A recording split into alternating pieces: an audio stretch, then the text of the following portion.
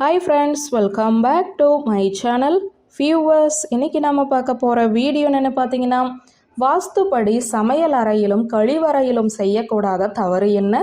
வாங்க இன்னைக்கு அதை பற்றி பார்க்கலாம்.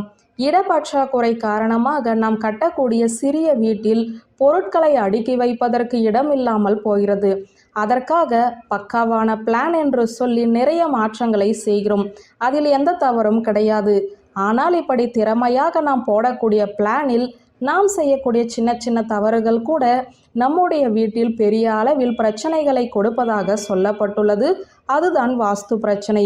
அந்த வரிசையில் ஒரு வீட்டில் சமையல் அறையிலும் கழிவறையிலும் வாஸ்துப்படி செய்யக்கூடாத 2 தவறுகள் என்னென்ன? ஆன்மீகம் சார்ந்த இந்த வீடியோவில் தொடர்ந்து வாங்க பார்க்கலாம். வீட்டில் வாஸ்துப்படி செய்யக்கூடாத தவறுகள். முதல் தவறு, கழிவறையை பற்றி பார்த்து விடுவோம். இப்போதெல்லாம் கழிவறையும் குளியலறையும் ஒன்றாக சேர்த்து வைக்கக்கூடிய சூழ்நிலை இடப்பற்றாக்குறை காரணமாகவே இருக்கிறது. குளியலறையோடு சேர்த்து கூடுமானவரை கழிவறை கட்டும்போது அந்த இடத்தை கொஞ்சம் உயரமாக வைத்து கட்டுகிறோம். இப்படி பாத்ரூமில் ஒரு இடத்தை மட்டும் உயரமாகவும் மற்ற இடங்களை தாழ்வாகவும் வைத்து கட்டுவது சிறப்பானது அல்ல என சொல்லப்பட்டுள்ளது. கூடுமானவரை கழிவறை கட்டும்போது அந்த இடத்தை கொஞ்சம் உயரமாக வைத்து கட்டுகிறோம். இப்படி பாத்ரூமில் ஒரு இடத்தை மட்டும் உயரமாகவும் மற்ற இடங்களை தாழ்வாகவும் வைத்து கட்டுவது சிறப்பானது அல்ல என்று சொல்லப்பட்டுள்ளது. பாத்ரூம் என்றால் அதன் உள்ளே இருக்கும் தரை சரி சமமாக இருக்க வேண்டும். கழிவறையை ஒரே அடியாக உயர்ந்த நிலையில் கட்டி வைக்கக்கூடாது. இது ஒரு விஷயம். இரண்டாவதாக, இப்போது எல்லோருமே கழிவறைக்கு மேலே ஸ்லாப் அமைத்து விடுகிறார்கள். அதாவது கழிவறையின் உயரத்தை குறைத்து கழிவறைக்கும் மேலே பொருட்களை தேக்கி வைப்பதற்கும் ஒரு இடத்தை கட்டி கொள்கிறார்கள். வாஸ்துப்படி இதுவும் தவறு. கழிவறைக்கு மேலே பரணை அமைக்கக்கூடாது. இன்று கட்டப்படும் பெரும்பாலான வீடுகளில் இந்த தவறு நடக்கிறது. இதையும் தவிர்ப்பது நல்லது என்று வாஸ்து நிபுணர்களால் சொல்லப்பட்டுள்ளது.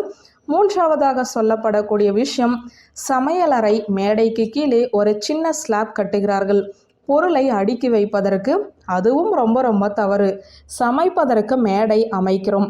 சமையல் மேடைக்கு மேலே கேஸ் ஸ்டவ் இருக்கும். இந்த சமையல் மேடைக்கு கீழ்ப்பக்கத்தில் ஒரு செங்கலை வைத்து அடுக்கி தரையிலிருந்து ஒரு படி மேலே உயர்த்தி பொருட்களை அடுக்க திட்டு அமைக்கக்கூடாது. இது வீட்டு பெண்களுக்கு அசௌகரியத்தை கொடுத்து கொண்டே இருக்கும் என்பது குறிப்பிடத்தக்கது. சமையல் மேடைக்கு கீழே தரைப்பகுதியில் ஒரு செங்கலை வைத்து கூட திட்டு கட்டாதீங்க. இதுவும் சரியான வாஸ்துவாக நமக்கு சொல்லப்படவில்லை.